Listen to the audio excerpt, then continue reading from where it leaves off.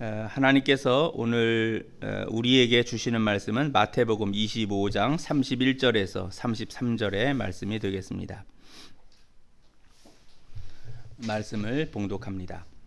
인자가 자기 영광으로 모든 천사와 함께 올 때 자기 영광의 보좌에 앉으리니 모든 민족을 그 앞에 모으고 각각 분별하기를 목자가 양과 염소를 분별하는 것 같이 하여 양은 그 오른편에 염소는 왼편에 두리라. 아멘. 양과 염소의 제가 구분이라 이렇게 제목을 정했는데 성경 말씀을 따라서 분별이라 이렇게 바꾸는 게 좋을 것 같아요. 성경에 번역된 말씀대로 제가 나중에 바꾸겠습니다. 양과 염소의 분별 이렇게 하는 것이 좋겠네요. 제가 설교문을 미리 보내드렸습니다. 그걸 나중에 이렇게 보시면서 이렇게 들으셔도 좋고요. 오늘은 조금 철학에 관한 부분들이 나와서 철학을 내가 잘 모른다 그러면은 듣다가 좀 이렇게 생소할 수도 있습니다. 양해를 하시고. 근데 이제 제가 설교를 할 때 그 설교문을 쓰기도 하고요. 또 이제 설교도 하고 또 강의도 하고 여러 가지를 하지만 이제 이런 생각이 있어요. 늘 이제 성도님들이 이걸 잘 모르니까 그 정도에 맞춰서 하자라고 해서 이제 쭉 하다 보니까 이제 일반 목사님들의 설교가 이렇게 좀 낮아지는 경우가 있어요. 저는 그 현상을 별로 좋게 보지는 않아요. 그러니까 오히려 이렇게 상승을 시키는 것이 좋다. 이제 목사들의 대개 장로교에서 목사를 하시는 분들은 우리나라의 이제 전통이 뭐가 있냐면 청교도라는 게 있습니다. 그래서 이제 영국 그 이제 칼뱅의 그 신앙이 영국에서 이제 청교도라는 것으로 퓨리탄이라고 하는 것으로 이제 이렇게 하나의 열매가 맺어지는데 이분들은 엄청난 그런 하나님을 알아가는 데 있어서 엄청난 그런 노력을 했습니다. 그래서 그 설교가 보통 한 1시간 반에서 2시간 정도를 합니다. 그러니까는 그리고 목사님들이 일주일에 한 편씩 뭐냐면 거의 논문을 쓰다시피 그렇게 이제 준비를 하는 거죠.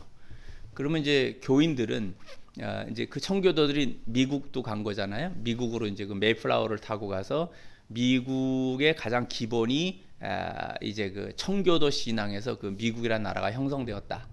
이렇게 말을 하죠. 보통 이제 그렇지 않은 사람들도 많이 가서 이제 흐려지긴 했는데 초기의 그 미국을 이루는 것의 신앙은 청교도입니다. 그래서 미국의 대통령이 그 취임을 할 때도 성경에 손을 얹고 대통령으로서 직임을 하겠다 이렇게 이제 하죠. 그래서 그러한 그 아주 강렬한 그런 그 신앙과 신학이 영국의 이제 청교도라는 것과 미국에서 이제 그 청교도 신앙이 형성이 됩니다. 그러니까 한국의 장로교는 그 전통에 있습니다, 사실은. 그래서 많이 알려고 노력을 해야 됩니다. 물론 알면서도 제대로 안 하는 경우들이 많이 있는데, 그러니까 아예 그냥 모르자, 그냥 대충 갑시다 이렇게 돼버리면 큰일 난다고 저는 봅니다. 그래서 목사님들도 그렇고 신도들도 그렇고 노력을 많이 하는 게 좋다. 시간이 될수록 성경도 많이 읽고 이 세상을 분별하면서 갈 수 있는 무엇이 잘못된 사상이고 잘못된 제도이고 무엇이 하나님 앞에서 올바른 제도이며 사상인가 이런 것들을 분별할 줄 아는, 오늘 성경 말씀대로 저는 이제 구분이라는 말을 썼었는데 같은 말이죠. 분별할 줄 아는 것이 있어야 됩니다. 이것이 어디까지 연결되냐면 사실은 영분별이라는 것까지 갑니다. 신자는 영을 분별할 줄 알아야 됩니다. 이것이 사탄으로부터 온 것인지 아니면 하나님으로부터 온 것인지. 사람을 만날 때도 마찬가지입니다. 제가 한국에 와서는 별로 그러한 것을 잘 하지 않지만요, 중국에서 선교를 할 때 겁이 나잖아요.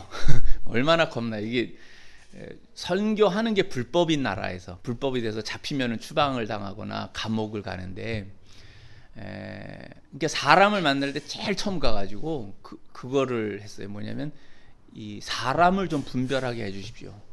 어떤 사람이 좋은 사람인지, 어떤 사람이 나를 배반하고 중국 경찰에 나를 신고할 사람인지 이런 걸 구분하게 해주십시오. 좋은 사람을 만나게 해주시고 또 나를 배반하지 않을 사람들, 예수님을 전하여도 그 충분히 예수님을 영접할 수 있는 그런 사람들, 또 진정한 기독교의 지도자들, 중국 지도자들을 만나게 해주십시오. 이제 그런 거를 많이 기도했어요. 그래서 어떤 사람을 만나면 이제 그 직관이라는 걸 저는 많이 생각했어요. 봐가지고 이거 빡 느낌이 와요. 이거 나를 배반할 사람이다, 나를 경찰에 신고할 사람이다, 뭔가 해악을 끼칠 사람이다, 이게 느낌이 와요. 그러면 교제를 안 했고요. 신뢰가 갈 만한 어떤 것이 직관으로 옵니다. 이제 그런 사람들과 교제를 했습니다. 그리고 이사를 할 때도 이제 이렇게 이사를 다녀야 됐거든요. 그러면 어느 장소를 가서 이사할 집인가 아닌가, 그럼 모르겠어요. 그게 왜 그런지 모르겠는데, 이 집은 아니다, 이런 느낌이 오고요. 어떤 집을 가면 이 집은 좀 괜찮다.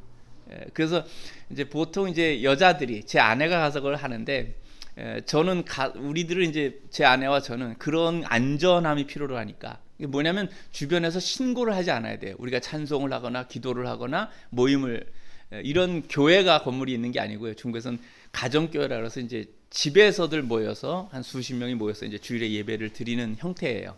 가정교회라고 합니다. 그게 오히려 더 건강해요. 초대교회에 사도행전에 기록되어 있는 교회들이 다 그거예요.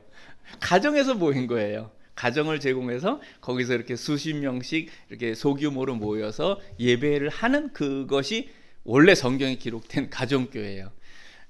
이게 오히려 더 건강하죠.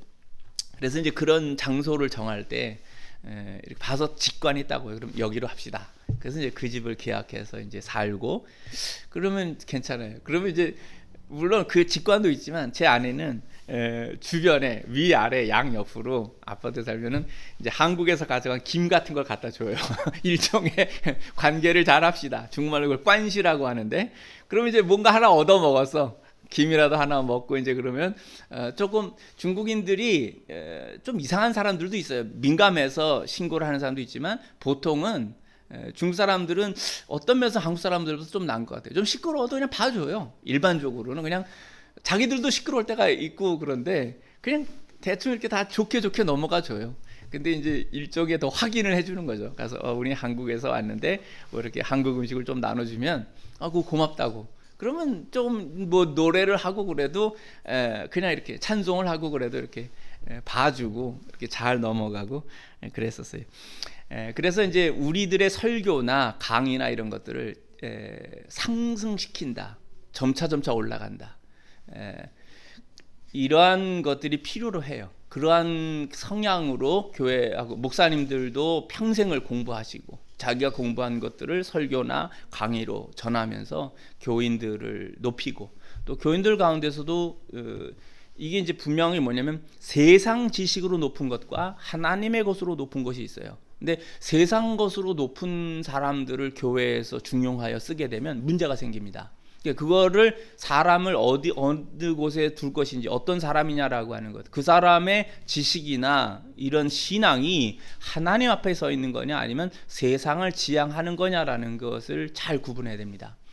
이 구분이 아주 그래서 목사님들은 영분별이라고 하는 게, 신자를 볼 때도 어떠한 마음을 갖고 있느냐라는 것을 보아야 됩니다. 그래서 그것으로 교회 내에서 어떤 조직에 있어서도 배치를 해야 되고, 또 그들이 자신들의 최선을 다하여서 주의 몸된 교회에서 봉사를 하며 그 일을 통하여서 예수를 믿는 자들이 더 흥왕하고 부흥하고 하는 이런 것들이 되도록 해야 됩니다.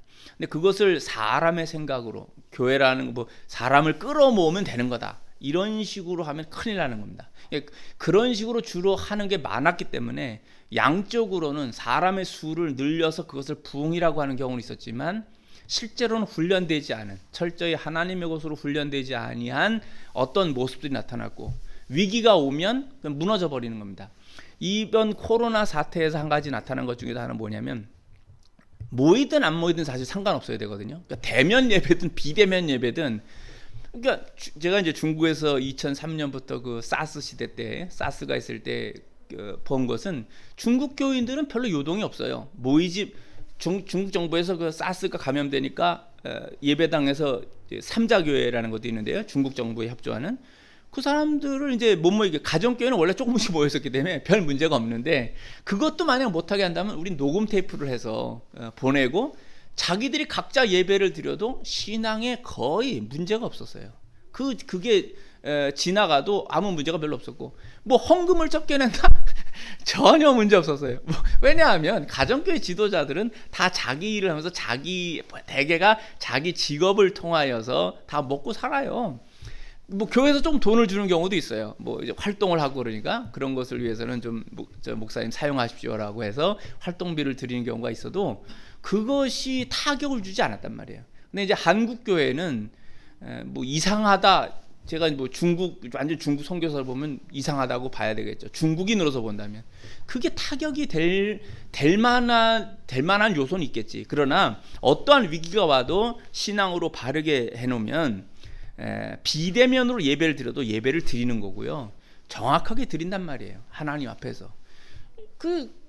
이게 이렇게까지 타격이 심하다 뭐다 그런 훈련. 그러니까 요동침에 관하여서 이 건강하거나 튼튼하게 세워지지 않은 형태들이 사실 있었다는 거죠. 그런 거를 보여주는 모습이에요. 그래서 어떠한 뭐 정부가 하나님을 반대하는, 싫어하는 그런 사람들이 정권을 잡고 하든, 뭐 하나님을 좋아하는 그런 정권이 잡고 하든 간에 불변하게 일정하게 갈 수 있는 주의 몸된 교회의 모습이 있어야 돼요. 그런 것 중에 하나가 뭐냐면 좀 철저하게 교육을 해야 되는 거예요. 그러니까 지식으로 높인다, 하나님의 것을 지식적으로 높인다고 하는 것이 그렇게 될 것이냐 어떨지는 몰라요. 그러나 상승을 하며 더 높여가고 주님에게까지 자라나는 어떤 형태를 갖는 것, 교회의 어떤 목표들을 갖고 가는 것, 그리고 각 신자 각자들도 각 사람들이 그러한 목표를 가지고 노력을 해야 돼요. 예수를 믿는다고 하면 그런 부분을 이제 이렇게 펼쳐 나갈 줄 알아야 됩니다. 서론이 길었습니다. 본문 준비한 것을 하겠습니다. 두 가지 길이 있어요. 세상에는 두 가지 길이 있는데, 성경에서 보면 하나님을 믿는 아담과 그의 아들인 셋의 길이 있죠. 그리고 하나님을 믿지 않는 가인과 그의 아들, 에녹성이라 이름했다 그랬잖아요. 가인이 그의 아들인 가인과 그리고 가인의 아들인 에녹의 길이 있어요. 이거는 하나님 믿는 에녹과 다른 겁니다. 그리고 학문에서도 사람의 생각에서 진리에 이르기를 원하는 철학을 중심으로 하는 헬라 학문이 있고요. 이것을 이제 일반적으로 헬라 학문이다. 그러니까 뭐 중국, 동양의 어떤 것들이라든지 다 사람을 중심으로 해서 학문이 발전하는 거예요. 이런 학문들이 있고요. 하나님의 계시를 중심으로 하는 신학의 히브리 학문이 있어요. 학문에도 두 흐름이 있는 거예요. 이거는 지금 우리의 뭐 대학에서 서울대, 연대, 고대 무슨 모든 대학들 속에도 주로 다 헬라 학문의 영향이에요. 그러니까 인간의 이성을 중심으로 한 것들이 다 들어가 있어요. 심지어 기독교 학교로 세운 학교, 뭐 연세대, 이화여대 이런 데도 선교사들이 세운 곳에서도 세상적인 것이 막 들어온다고 그래요. 하나님을 믿는 교수들이 얘기가, 하나님을 안 믿는 교수들이 자꾸, 그리고 또 하나님 믿는다고 교회는 다녀도 정확하게 하나님 앞에 서 있지 아니한 세상 지식으로 머리가 채워져 있는 그런 교수들이 막 인본적인 것으로다가 기독교 학교를 변질시켜 나간다는 거예요. 그런 모습들이 나타난다는 거죠. 그래서 두 흐름이 있다. 신앙에도 아담과 셋의 흐름이 있고 하나님을 믿지 않는 가인과 에녹의 흐름이 있다면, 학문에 있어서도 하나님이 중심이 아니라 인간의 생각이 중심으로 한 헬라적 학문이 있고 하나님의 계시를 중심으로 한 히브리적 학문이 있다. 이 두 가지가 첨예하게 분리되기도 하고 혹은 뒤섞여서 혼동을 일으키는 그런 경우도 있다는 겁니다. 또 종교에서도 인간이 노력하여서 구원에 이르는 종교들이 있고, 이 대표적인 게 불교입니다. 인간이 노력하여서 해탈을 하겠다라고 하는 것이 인간이 노력하는 종교죠. 유교도 사상이지만 여기에선 군자가 된다, 학문을 통하여서 군자를 이룬다라고 하는 그런 목표들이 있습니다. 그래서 이러한 종교들이 있고요.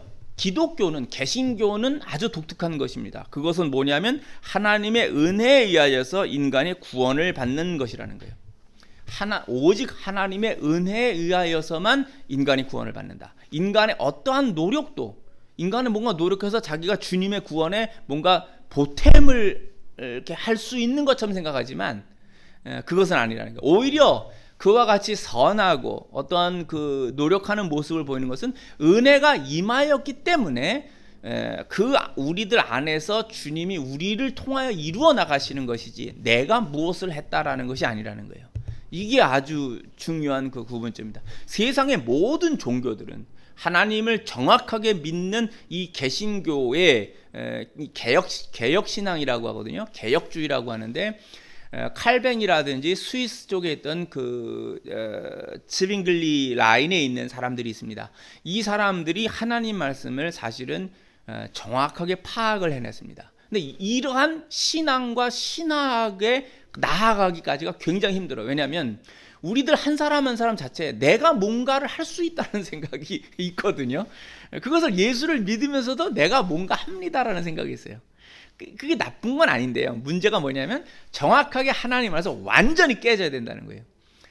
내가 뭐를 할 수 있다는 게 완전히 깨지고 주의 영이 내게 임하여 그가 내 안에서 이루는 것, 그것이 되어야 돼요. 왜냐하면 그래야 완전히 겸손해져요. 안 그러면 말로는 겸손하다고 하는데 겸손하게 주님이 하셨어요라고 하는데 뭐냐면 실제로 속으로는 이건 내가 한 거야 라는 생각이 항상 남아 있습니다. 그래서 이거를 완전히 깨는 것, 그것은 자기 스스로를 광야에서 그 40일 금식을 하는 모세나 예수님처럼 자기가 완전히 아무것도 아니라는 것을 철저히 깨닫는 것.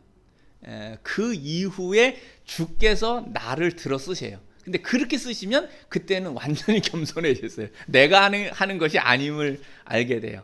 그때 이것이 바로 참된 신자이고 이것을 진정으로 그 겸손을 가지고 할 때 나타나는 열매들이 주님께서 받으시는 열매예요.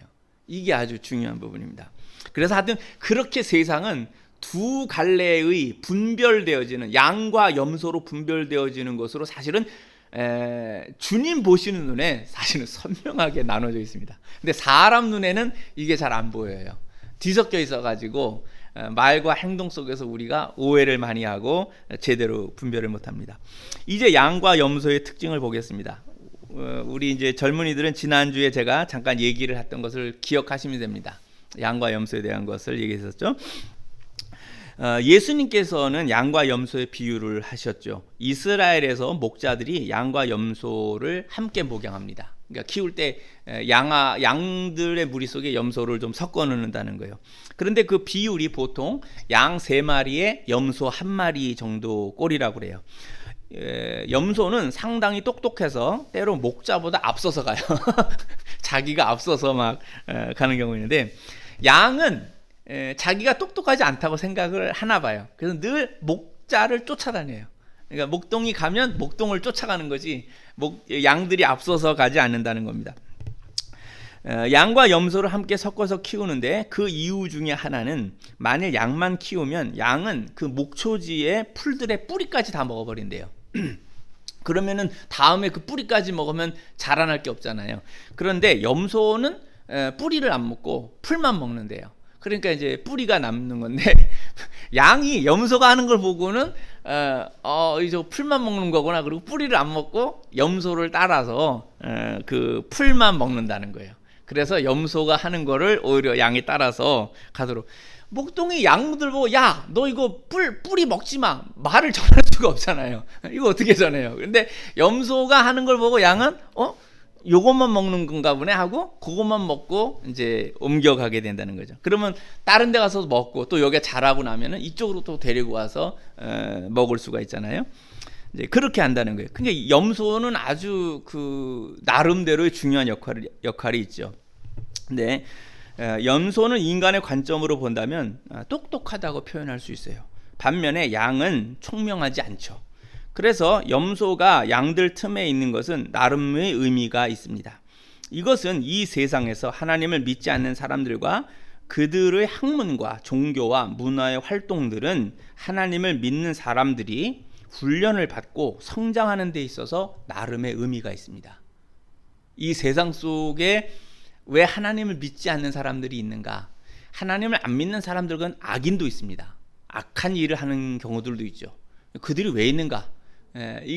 근데 이제 하나님을 안 믿어도 매우 교양이 있고 매우 착하고 상당한 그런 문화의 수준과 이런 걸 가지신 분들이 사실은 굉장히 많이 있어요.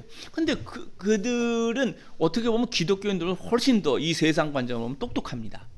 굉장히 많이 알고 오히려 이 세상을 지도해 나가는 데 있어서는 아주 부족한 것이 없는 그런 대단히 뛰어나고 훌륭한 사람들이 많이 있습니다. 근데 그들이 왜 하나님을 믿는 사람들과 함께 이 세상에 있느냐라는 것이죠. 이 말을 궁극적으로 보면 하나님께서 구원에 이르지 못할 사람들이지만 그들을 창조하시고 이 땅에 두셨다는 거죠. 여러 가지 하나님의 뜻이 있어요. 아까 말했지만 염소가 양들에게 이렇게 해주는 게 있잖아요. 그거는 양들에게 굉장히 중요한 의미예요. 그러니까 양들을 훈련시키고 하는 데 있어서는 오히려 안 믿는 사람들의 어떤 모습들까지도 하나님을 믿는 자들에게, 예수님을 믿는 자들에게 어떤 때는 그러한 영향이 있고요. 그러한 그것을 보고 따라야 할 때도 있어요. 그러나 어떤 사람들은 이제 자신들의 생각에서 그렇게 창조하시는 것은 공평하지 않다라고 해요. 왜냐하면 이제 그렇게 선하고 착하고 교양 있고 근데 그 사람이 하나님을 안 믿어. 그리고 결국은 지옥을 가. 이해가 안 된다는 거죠. 그게 뭐예요? 그러면 그게 뭐예요? 이렇게 이제 우리는 생각해요. 여기에 대한 정확한 말씀이 이제 바울이 로마서에서 이야기를 한 거예요.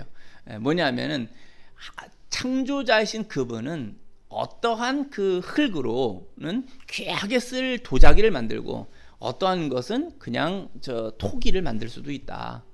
어떤 것은 아주 차를 따르는 귀한 이런 도자기로다가 빚어내지만 어떤 것들은 그냥 항아리처럼 만들어낼 수도 있다는 거예요. 그것을 따지겠느냐? 피조물인 내가 하나님 이것은 도공보고 흙이 도공보고 왜 나는 이렇게 만들고 쟤는 저렇게 만들었느냐? 이런 식으로 따질 수 있느냐라고 했어요. 이게 이제 잘 이해가 안 되는 거예요. 이 부분을 넘어서는데 제가 이 부분을 이해하는데 저도 사실은 수십 년 걸린 거예요. 도대체가 이해가 안 가는 거죠. 근데 나중에 제가 느낀 건 뭐냐면, 내가 신이 되려고 했구나. 내가 하나님이 되어서 옳음과 그름, 선과 악, 내가 창조자가 되어서 이걸 다 판단하려고 했구나. 나의 위치는 피조물인데 그가 나를 만드시고 나를 주님을 인식하게 하는, 하나님을 알게 한 것이 그게 은혜인데 나는 정말 분수 모르고 내가 나의 생각으로 하나님처럼 다 이거를 구분하려고 했었구나. 영화 중에 그게 뭐죠? 브루스 올마이티라는 영화가 있어요. 브루스라는 사람인 것 같은데 그 사람이 맨날 불평하는 거예요. 도대체 왜 세상 일이 이 모양? 우리 요즘 말로 하면 나오나요? 테스형 세상이 왜 이래 하는 것처럼 맨날 그렇게 그냥 하고 불평. 그러니까 어느 날 하나님이 나타나셨어요. 브루스한테. 그래갖고는 내가 너한테 전능한 걸 줄 테니까 그럼 네가 하나님 한번 해봐. 그리고는 권한을 주셨어요. 그러니까 브루스가 이제 하나님이 된 거야. 그래갖고 하나님이 하시는 일을 이제 처리를 하는데 그 내용 중에 뭐냐면 이제 업무 처리를 해야 되는데 온 세상에서 기도한 사람들의 기도가 편지처럼 메시지처럼 쫙 온 거예요. 그걸 다 보고 또 나름대로 어떻게 해야 될지를 해야 되잖아요. 와, 이렇게 많아? 이렇게 이제 브루스가 생각했고 자기가 뭔가를 자기 원하는 대로 해버렸더니 뭔가 이렇게 능력을 벌여서 했더니 그게 섭리라는 것은 프로비던스라고 하는 것은 하나님께서 어떤 일을 하실 때는 그 일이 주변의 모든 상황과 맞추어서 어떤 하나의 일이 이루어져야 그게 문제가 없이 이루어져요. 그런데 브루스가 이제 하나님이 돼서 자기가 그냥 툭 어떤 기적을 베풀어내는데 그게 오히려 꼬여버리는 거예요. 일이 제대로 안 되고 꼬이는 일. 이게 나중에 내가 하나님 못 해먹겠다. 하나님을 못하겠다. 인간으로서는 그 하나님을 할 수 없다는 것을 이제 브루스가 깨닫게 되는 그런 거예요. 그래서 하나님이 왜 같은 흙으로 어떤 것은 귀하게 쓴, 이 귀하게 쓴다는 거는 그게 이 중요한 건 구원에 이르게 한다는 거예요.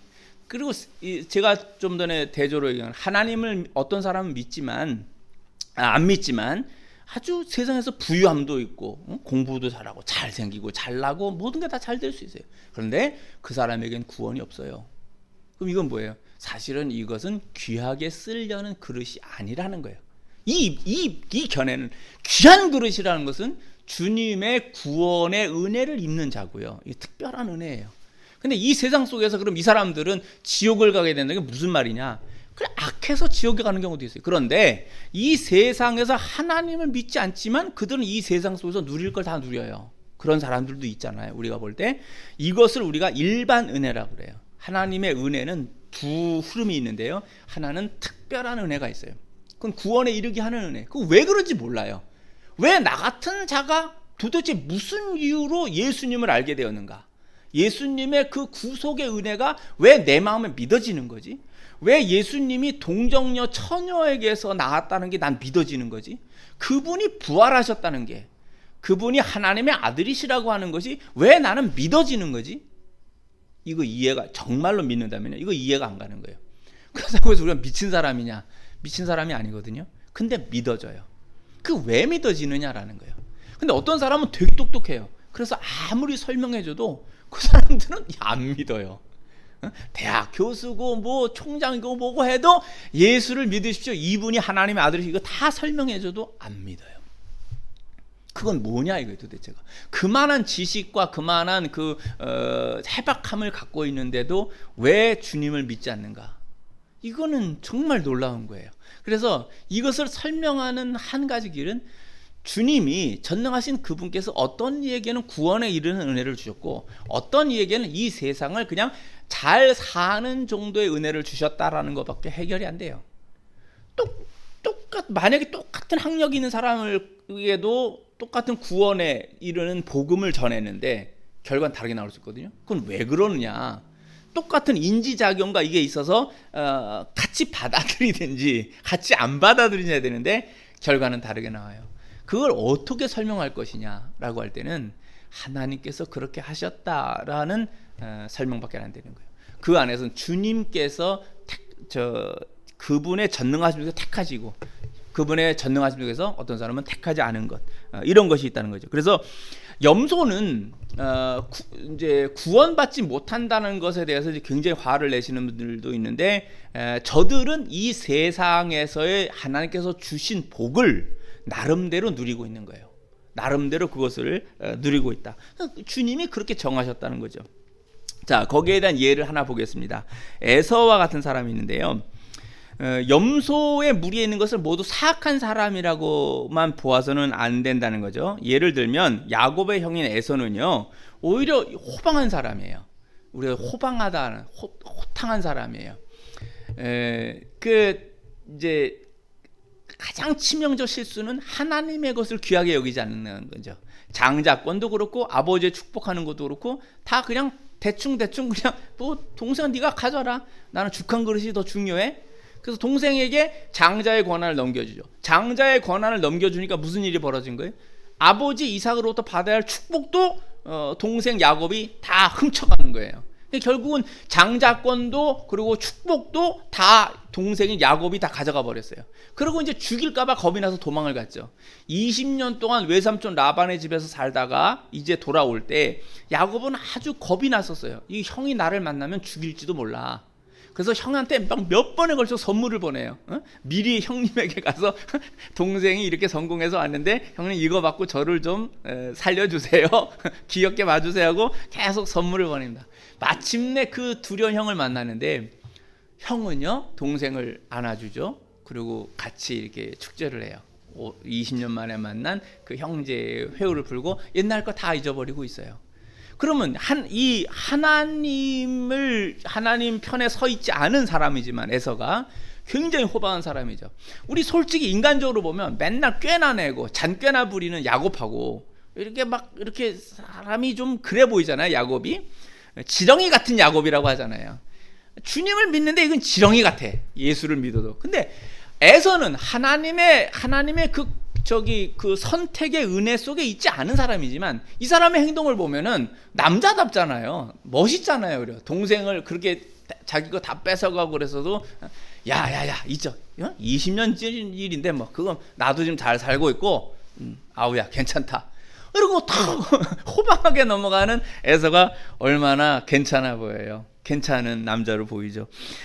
그렇지만 이 사람의 성경은 하나님께서는 야곱을 사랑하셨고 에서는 미워하셨다. 표현이 그래요. 미워하셨다. 그 미워했다는 게 해서 너는 막 쫄쫄이 굶고 가난하고 비참하고 그렇게 한 것이 아니에요. 에서가 이 세상의 삶은요 아주 잘 살았어요. 그렇게 잘 사는 일반적 은혜를 주셨다는 거예요. 에서에게.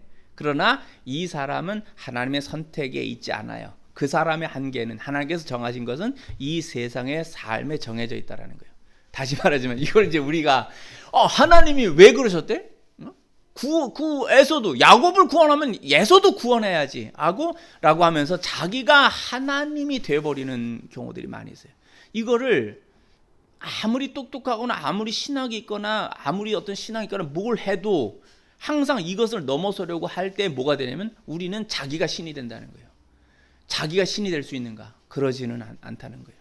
우리가 다 알지 못하는 하나님의 섭리, 하나님의 계획과 하나님의 뜻에 따라서 주님께서 하시는 거예요. 그게 뭐죠? 맨 처음에 나온 컴퓨터가 뭔지 모르겠는데 제가 알고 지금 애니악인가 하는 걸 하나 알고 있어요. 엄청난 계산기 같은 거죠.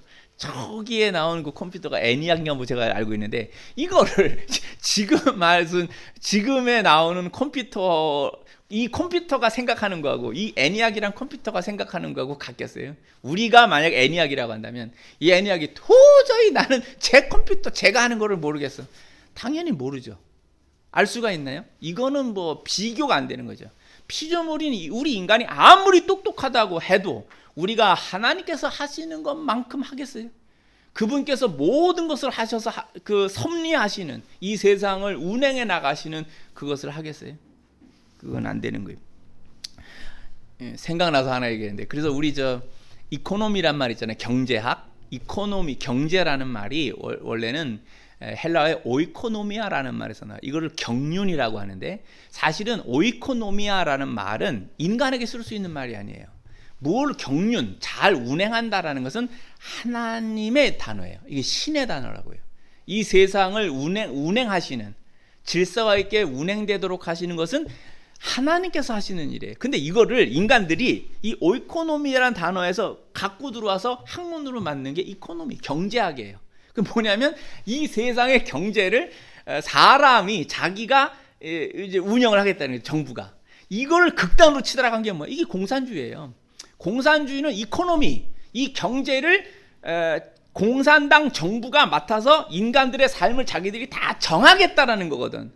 이게 심각한 문제라는 거예요. 왜냐하면 근데 캐피탈리즘, 자본주의는 뭐냐면 적어도 하나님으로부터 그 오이코노미아, 경륜을 가져와서 뭐냐면 최소한 사람에게 맡기자라는 거예요. 사람들 사이에 invisible hand라고 하는데 보이지 않는 손이 나름대로의 서로 이익을 추구하는 사람들 사이에 가격을 결정하고 그 안에서 흥정이 일어나도록 한다는 거예요.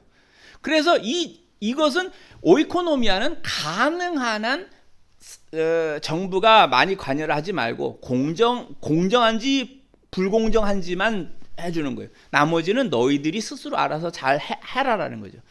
이것과 정부가 전체를 다 맡아서 이코노미를 돌리겠다라고 하는, 운영을 하겠다라고 하는 생각이 현대에 있는 두 생각이거든요. 근데 이 이코노미는, 이거는 공산주의는 안 된다는 거예요. 왜냐하면 인간은 이익을 추구하는 존재들인데 그 자체를 정부가 생각한 정의라는 개념으로 돌리려니까 엄청난 모순이 발생을 해버린 거예요. 그리고 아예 그냥 정부에다가 맡기고 자기 삶을 맡기다 보니까 창조적인 사람들이 안 나와요. 창의성이 죽어버리고 그건 사회 전체의 경제가 무너져버리는 게 된단 말이에요. 사람은 게을러지고 국가는 가난해지고 이런 형태들이 나타난다는 거죠. 그래서 하나님께서 하시는 일들을 하나하나 이렇게 이코노미라는 경제학 하나만 따져봐도 이건 굉장히 문제가 많은 걸 알 수가 있어요. 자, 넘어갑시다. 그래서 이제 이와 같은 것을 우리가 잘 알고요. 그다음에 이제 그래서 오늘 이제 하려는 것 중에 철학에서 요렇게 이제 맞춰도 되는데 이거 복잡한 거예요, 조금. 근데 하여튼 이건 제가 읽을게. 그냥 여러분이 저 설교문을 보내드린 거를 보세요. 철학에서요, 이제 고대 헬라 철학에서요, 하나님을 믿지 않는 사람들이 이루는 문화에 대해 여러 방면에서 살펴봐야 하는데, 오늘은 철학의 분야에서만 간략하게 살펴보겠습니다. 헬라 철학이 참되게 시작된 것은 자연 대상을 연구하던 철학자들이 있고, 그 다음에 너 자신을 알라고 말한 소크라테스를 들 수 있어요. 그러니까 철학의 처음 시작은 뭐냐면 이 자연의 구성 성분이 뭐냐 이것을 따져보던 그런 자연 철학자들이에요. 그 대표적인 사람이 탈레스인데, 탈레스라는 사람은 세상이 물로 돼 있다고 생각했어요. 그래서 이제 이 세상을 연구하다가 하루는 하늘의 별을 보고 걷다가요, 물웅덩이 앞에 있는데 거기 풍덩 빠져, 이렇게 발이 빠진 거야, 신발이. 그러니까 옆에서 이제 장사하던 아줌마가 보더니 저 사람은 맨날 하늘만 연구를 하다가 지 앞에 있는 웅덩이도 못 보는 사람이라고 이제 그렇게 놀렸다고 그래요. 그러니까 그만큼 자연이 뭐로 되어 있느냐라는 것을 이제 철학에서 제일 먼저 하던 거예요. 그런데 소크라테스로 와서는 뭐냐면 사람에게로 이 관점이 옮겨가요. 그러면서 너 자신을 알아라 이렇게 얘기를 해요. 그러니까 이제 플라톤이 스승의 말을 따라서 뭐냐면 이 사람이 뭔가 따져봤더니 모든 것들은 뭐냐면 이데아라는 것에 진짜가 있고, 우리들이 여기에 있는 이것들은 사실은 그림자와 같은 거다. 진짜는 사실 하늘에 있는 거다, 이런 식인 거예요. 여기에 있는 우리는 이거는 진짜가 아니고 그림자와 같은 것이다. 진짜를 추구하라 라고 얘기한 거예요. 그랬더니 또 플라톤의 제자인 아리스토텔레스가 있는데, 이 사람은 스승님이 맨날 이건 그림자로, 아무리 봐도 이건 그림자가 아닌 것 같거든. 사람을 보고 뭘 봐도 이걸 왜 그림자라고 그러지? 이해가 안 간다는 거예요. 그래서 이제 형상과 진료라는 말을 해서, 스승을 완전히 반대할 수는 없으니까, 형상은 하늘에 있는데요, 땅 여기 있는 것들 이건 진료 이렇게 있는 거예요, 이렇게 말을 한 거예요. 이것에 대한 참된 이미지는 하늘에 있고, 이거에 대한 진료는 땅에 있다. 두 가지로 이제 아리스토텔레스는 두 개가 다 중요하다, 이렇게 이제 얘기를 했단 말이에요. 그래서 이러한 모든 생각들은 어디서 나오는 건가? 헬라 철학의 기본은 사람의 생각이에요. 이 사람의 이렇게 생각하는 것, 너 자신을 알아라, 이건 뭔가 하는 것에서 시작하여서 진리에 이르고자 하는 거예요. 트루스. 사람의 생각, 띵킹에서부터 시작해서 트루스에 이루고자 하는 것이 헬라 철학의 기본이라고. 그리고 이러한 것은 지금 모든 학문들의 기본으로 이게 있어요. 근데 아까 말했지만 기독교는 뭐예요? 이건 하나님의 계시예요. 레벨레이션이라고 하는데, 하나님의 계시가 진리로서 우리에게 온 거예요. 그래서 하나님의 계시를 중심으로 하여 생각해요. 우리도 생각은 하는데 뭐냐면 생각 자체에서부터 진리에 이르겠다는 게 아니고 이미 진리가 주어졌다는 거예요. 기독교는 하나님의 진리인 말씀이, 성경이 우리에게 주어져 있어요. 이것을 연구하는 거라는 거예요. 우리의 생각은 진리가 먼저 주어져 있고, 이 주어진 진리를 어떻게 생각할 것이냐 라는 것에 있는 것이고, 헬라 철학은 진리가 주어져 있지 않아요. 모든 것에서 생각을 통하여서 진리에 이르겠다라는 거예요. 방법론이 완전히 다른 거죠. 이 다른 두 가지가 지금 이 세상의 학문을 이루고 있다, 이렇게 보시면 됩니다. 그래서 이와 같은 고대 헬라 철학이 근대로 넘어올 때 무엇이 되느냐면 코기토 에르고 숨이라고 그래요. 이걸 이제 데카르트라고 하는 프랑스의 철학자가, 코기토라는 말이 나는 생각한다예요. 에르고 그러므로 숨이라는 말은 내가 존재한다. 내가 생각한다, 그러므로 나는 존재한다, 이렇게 생각해요. 여기에 신이 안 들어가요. 신이 있으므로 내가 존재한다. 기독교는 뭐예요? 하나님이 나를 창조하였다, 그러므로 내가 존재한다예요. 우리 기독교는 뭐냐면 하나님이 나를 창조했다, 그러므로 내가 존재한다, 이렇게 말을 해야 되는데, 데카르트는 뭐냐면 나는 생각한다, 그러므로 나는 존재한다. 이 사람은 인간의 생각이 모든 것을 판단하는 기준이라는 거예요. 우리는 뭐 해야 되는 거예요? 하나님이 나를 창조했다, 그러므로 나는 존재한다. 뭐가 우리의 기준이죠? 하나님이 기준이어야 되는 거예요. 기독교인의 기준은 하나님이에요. 생각이 아니에요. 데카르트라는 사람은 생각이 모든 것의 기준이다. 기독교인은 하나님이 모든 것의 기준이다. 하나님이 자기를 어떻게 드러냈어요? 말씀으로 나타냈어요. 그러니까 하나님의 말씀이 우리의 모든 생각의 기준이다. 이게 기독교인이에요. 내 생각이 나의 모든 것의 기준이다. 이건 세상 사람들이 하는 거예요. 철학이, 고대 헬라 철학이 데카르트의 이 생각을 기준으로 하는으로 넘어갔어요. 완전히 넘어간 거예요. 하나님을 배제해버렸다고. 그래서 하나님의 말씀과 인간의 생각을 검증해보자. 이거 누가 한 거예요? 이게 칸트가 한 거예요. 칸트가 순수 이성 비판이에요. 우리가 갖고 있는 이성이라는 걸 순수하게 한번 놓고 생각해보자. 이 순수한 이성에서 하나님을 받아들일 수 있어 없어? 하나님이 있는 거 없는 거야? 칸트가 정확하게 얘기한 건 하나님 없다예요. 순수한 이성은 하나님 못 받아들여. 그런데 보니까 칸트 주변이 뭐예요? 다 예수님을 믿는 사람들이에요. 그러니까 환경이 이러니까 한 가지 더 연구해야 되겠나? 뭐예요? 그게 뭐냐면 실천 이성 비판이라는 걸 그 다음에 해서요. 실천 이성은 뭐냐면 이성을 가지고 뭔가 행동을 하면 그게 뭐냐? 그게 윤리 도덕이거든. 그러니까 하나님은 윤리 도덕에서는 존재하신다. 인간이 윤리적으로 도덕적으로 하는 것에서는 거기는 하나님이 존재하신다는 거예요. 그런데 순수한 이성에는 하나님 없다요. 그러니까 이성을 완전히 신으로부터 데카르트의 생각을 완전히 검증해 주는 것이 바로 칸트라는 거예요. 그러니까 이 세상 사람들은 이런 식으로 이제 간 거예요. 이성을 가지고 하나님이 없이 이성만으로 모든 것을 하자. 여기에 이제 참조로 해준 게 뭐냐면은 원인과 결과를 힘이 가했으니까 움직이는 거야. 만유인력의 법칙이라고 하는 것을 이제 그 이름이 뭐였지?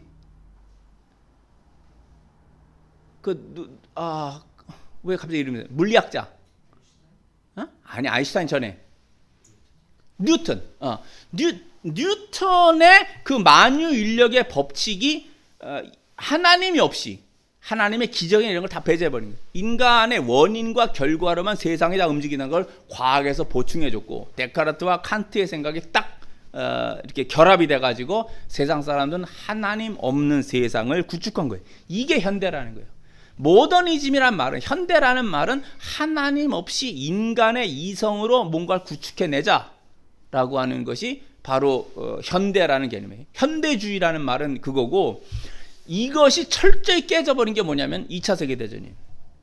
2차 세계대전이 일어났을 때 뭐냐면 인간의 이성이 뭘 만들었냐면 핵폭탄을 만들어서 핵 분열을 해서 세상을 파괴할 수 있는, 세상이 창조될 때의 힘이 바로 핵이에요.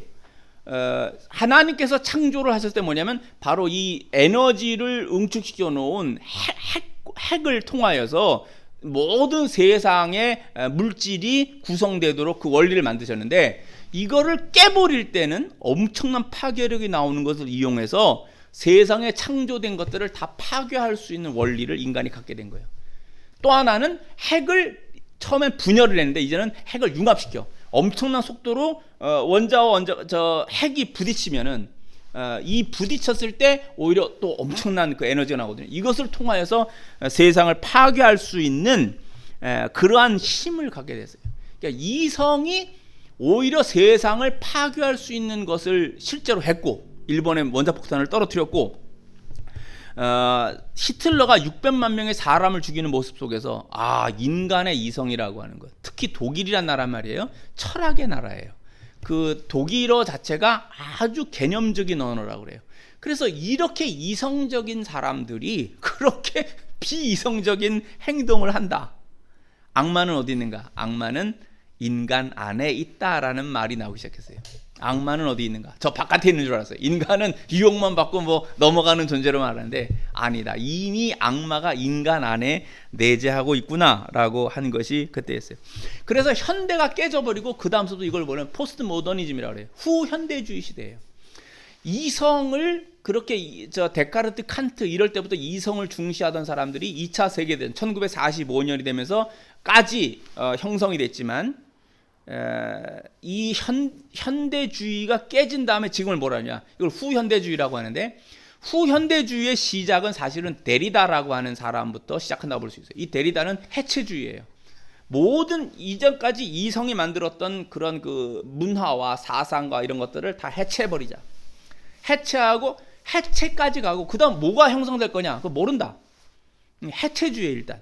그래서 후현대주의의 가장 중요한 단어는 저는 의심으로 봐요. 사람은 이 세상을 지금 지배하는 것은 의심이에요.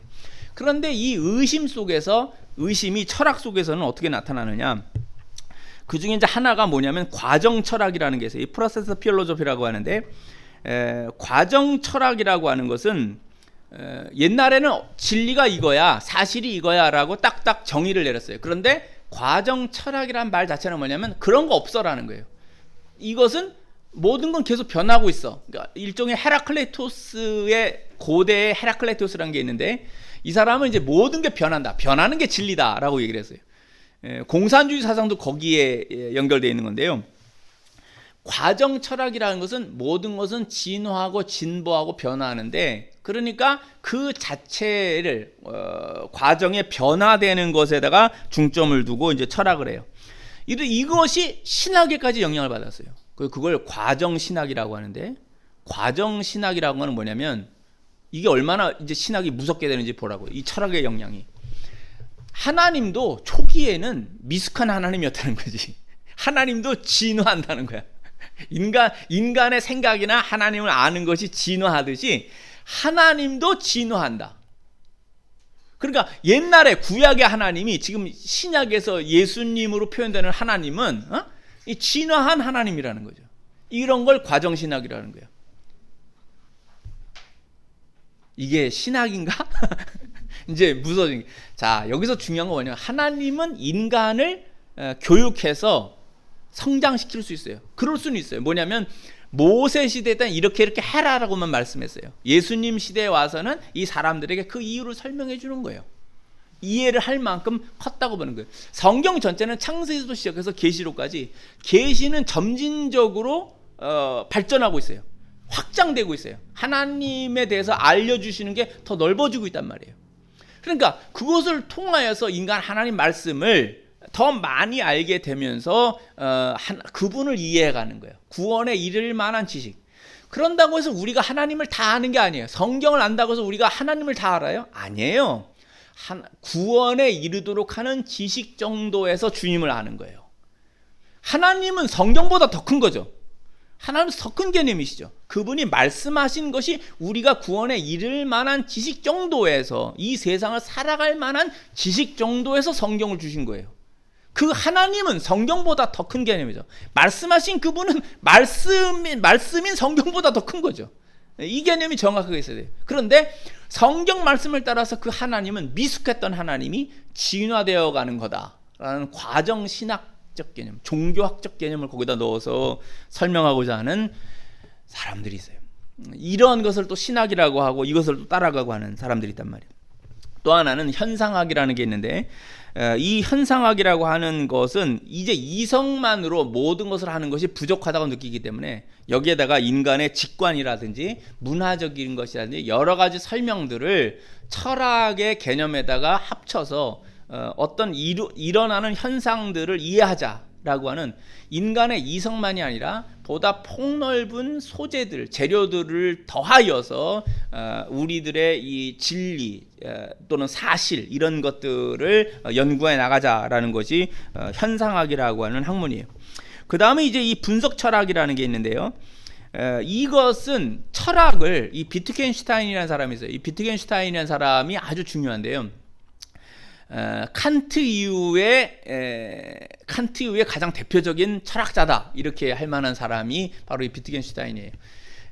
이제 제가 연구를 해야 될, 이 신학에서 연구해야 될 부분에서도 이분이 나오기 때문에 이제 이 사람을 조금 이제 더 깊이 보게 되고 앞으로도 더 이제 연구를 해야 돼요. 그래서 신학에서 저는 이 사람의 것을 이제 끌어다가 이제 봐야 될 어떤 부분이 있어요. 그렇다고 넘어가는 건 아니고. 근데 비트겐슈타인이 철학은 끝났다, 이렇게 말을 해버렸어요. 철학은 끝났다. 그 무슨 말이냐면, 철학은 옛날에는 자연의 모든 과학도 그렇고 사회학도 그렇고 모든 학문이 사실 철학에 다 들어있었거든요. 그런데 이것들이 다 이제 분리 독립해 나갔어. 과학도 나가고 사회학도 나가고 모든 게 다 나가버려서 철학 자체가 과연 뭐를 해야 되느냐라는 위기가 왔어요. 철학은 뭘 대상으로 공부해야 되는 거지? 뭘 연구해 나가야 되는 거지? 다른 학문들이 다 이제 분가를 해버렸으니까. 이러한 의문이 나올 때 비트겐슈타인이 얘기한 게 뭐냐면은, 철학은 언어다. 철학은 언어의 수사학이다. 철학이 연구하는 것은 언어의 개념들을 다 연구하는 것이다. 이런 말을 했단 말이에요. 근데 이 말이 뭐냐면 언어와 세계의 구조가 같다라는 걸 증명을 하는 거예요. 우리가 이제 한참 전에 그런 얘기 제가 한번 했었죠. 언어가 소시르라고 하는 사람을 구조주의 언어학이라고 하는데 이게 다 여기에 연결되어 있는 거예요. 그래서 우리는 우리의 생각을 전달하기 위해서 언어가 있는 게 아니고 원래 그렇게 생각하잖아요. 내가 어떤 나의 뜻을 전하기 위해서 지금도 설교하고 있는 저는 이 언어를 통해서 지금 전하잖아요. 내가 연구한 거나 생각한 거나 이런 것들을 전하는데 문제가 뭐냐면 이 언어가 소시르의 구조주의 언어를 따르면은 이 언어가 내 사상을 오히려 만들어낸다는 거죠. 미국어를 영어를 쓰는 사람은 영어적 구조를 가지고 자기들의 말을 하면서 자기들의 문화 문명을 만들어요. 한국인은 한국어를 통하여서 한국인의 사상과 문화와 의식과 제도와 그리고 한국적인 것들을 만들어낸다는 거예요. 그걸 다 따져보면 사실은 아니어야 되는데 가장 중요한 민족을 구분하고 동일체를 만드는 것들, 동일 공동체 내에서의 문화와 문명과 이런 것들은 가장 중요한 구별이 뭐냐면 언어라는 거예요. 언어. 그래서 이 언어는 사상을 전달하는, 뜻을 전달하는 도구가 아니라, 그 정도에서 끝나는 게 아니라 이게 사실은 세상을 이루는 거구나. 이해했죠? 이 말을 비트겐슈타인이 한 거예요. 무슨 말이냐면 이 세계의 구조는 언어와 그렇게 다 연결되어 있다라는 거예요. 그러니까 철학은 뭐냐? 언어의 수사학 구조다. 그것을 연구하면 철학이 하는 일은 다 한다. 그러니까 철학은 끝났다. 그것으로 다 끝났다. 이렇게 이제 얘기를 하는 거예요. 그래서 우리가 쓰는 이 일상 언어는 이게 부족한 거예요. 그래서 철학자들은 보통 이제 명증한 논리 개념의 언어를 하는데 그것으로도 사실은 다 안 되니까 이 사람 나중에 기호 언어학이라는 걸 만들어냈어요. 그러니까 아예 군더더기가 하나도 없이 철학의 개념을 표현해낼 수 있는 언어를 만들어내자. 그래서 철학자들이 기호 언어학이라는 걸 만들어내고 분석 철학이라는 걸 그쪽으로 끌고 가는데 제가 이제 자료들을 보니까 여기 많은 차에서 여기 동의는 하지 않는다고 그래요. 그런데 매우 독특하고 저도 이제 성경을 보다가 우리가 하나님 말씀을 이해하는 것도 뭐냐면 언어학이에요. 중세 시대에 많은 신학자들 그렇고 수사학을 절대로 간과하지 않았어요. 수사학, 레토릭이라고 하는 하나님의 말씀을 연구하고 전달하는 이 체계에 대한 것을 매우 중시했어요. 이 수사학을 반드시 해야 된다는 거죠.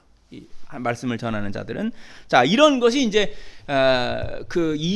인간의 이성으로 만들어내는 것이 2차 세계대전 이후에 이제 후현대주의에 들어오면서 이런 것들이 나타난 거예요. 이성만을 중심으로 하는 것은 이건 이제 못 믿겠다 이렇게 돼 버린 거죠.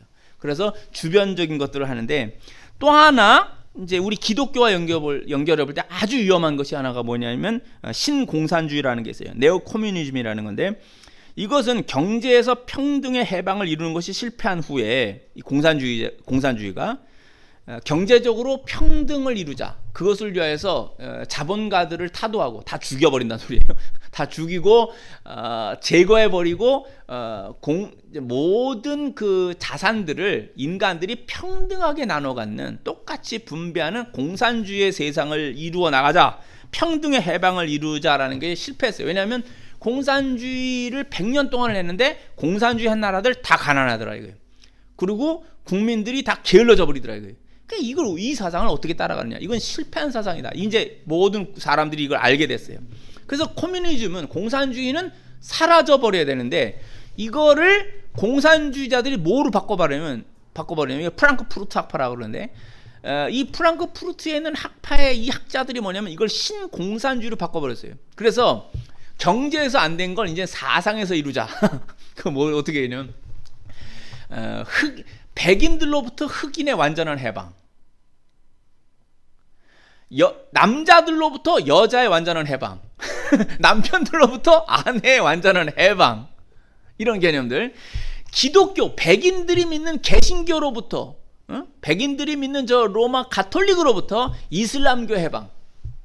옛날에 이슬람교가 엄청나게 기독교 세력들을 다 정복하려고 했었는데 이건 어디로 가버리고, 이런 말은 없고 뭐냐면 기독교의 유럽이 세지니까 서구 유럽이 이슬람교를 이제 식민지로 삼았던 그것에 대한 것이 현대 말은. 그래서 이슬람 종교가 지배적인 세력의 종교인 기독교로부터의 해방, 이런 식의 개념이에요.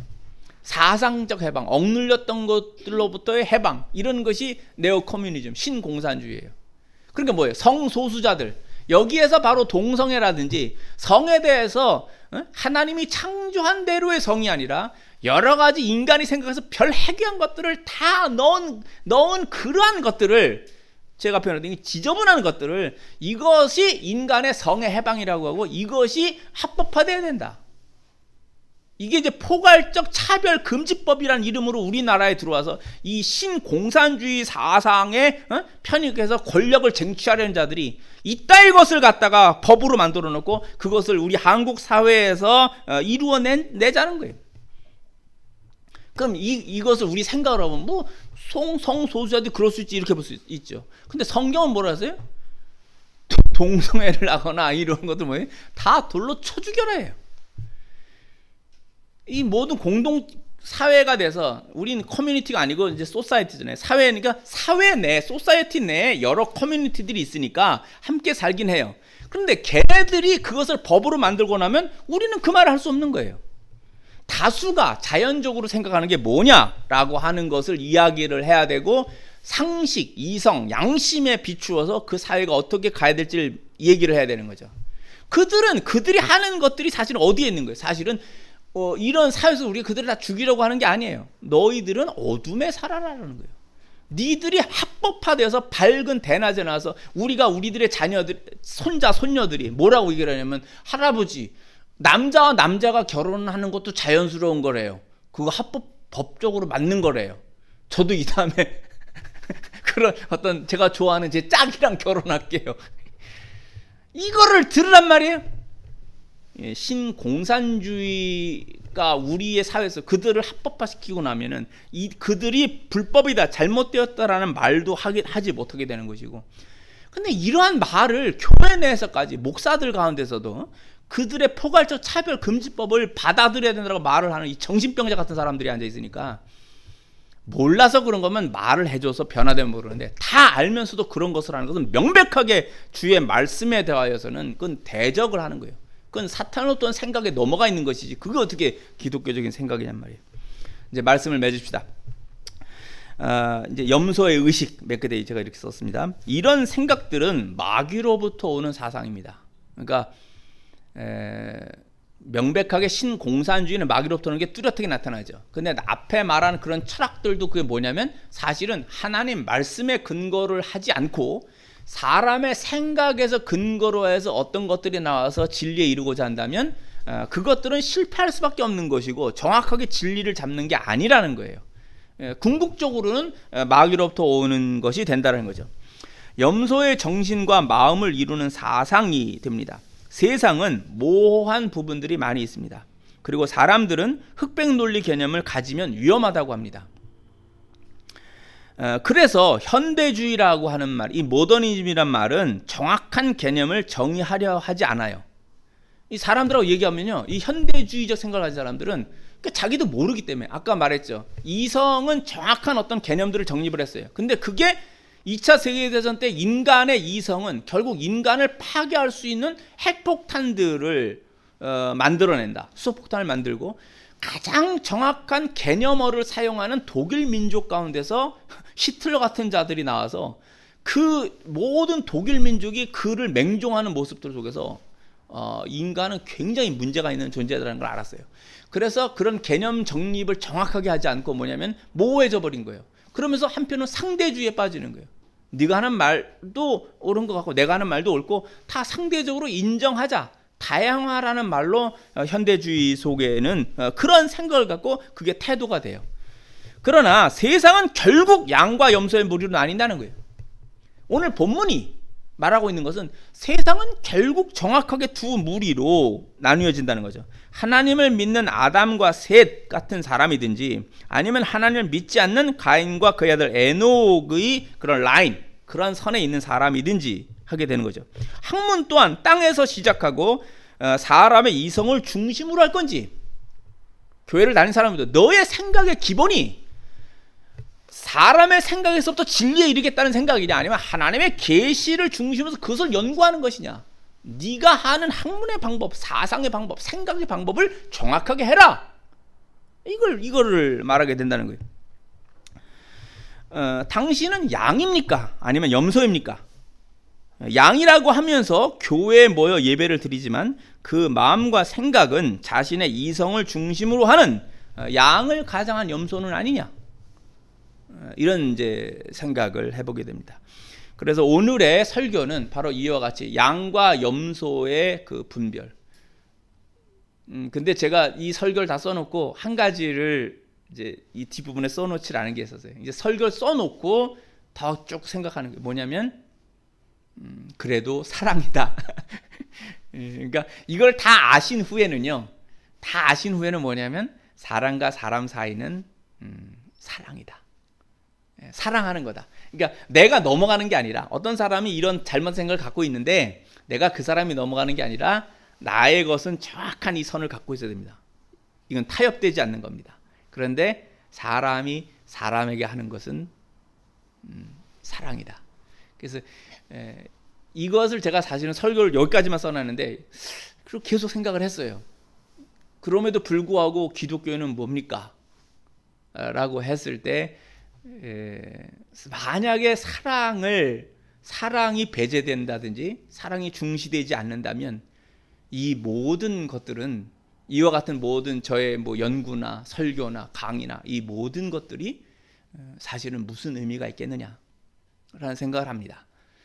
그래서 하나님이 우리를 사랑하였듯이 하나님이 나를 사랑하여 나를 오래 참아 주셨고 지금도 참아 주시는 줄 알거든요. 나를 오래 참아 주시듯이 우리가 누군가를 향하여서 우리들의 것을 할 때는 정확한 것은 우리 속에 하나님을 향한 진리의 것은 갖고 있읍시다. 그런데 그 사람을 향한 것은 사랑이다. 저는 그렇게 생각을 했어요. 그래서 설교를 써놓고 쭉 그것을 명상하면서 그것을 끝으로 말을 하는 것이 아주 중요하겠다, 이렇게 생각을 했습니다. 이번 주도 주님 안에서 은혜가 되며 주님을 더 알아가는 우리 모두가 될 수 있기를 그리스도 예수 이름으로 축원합니다.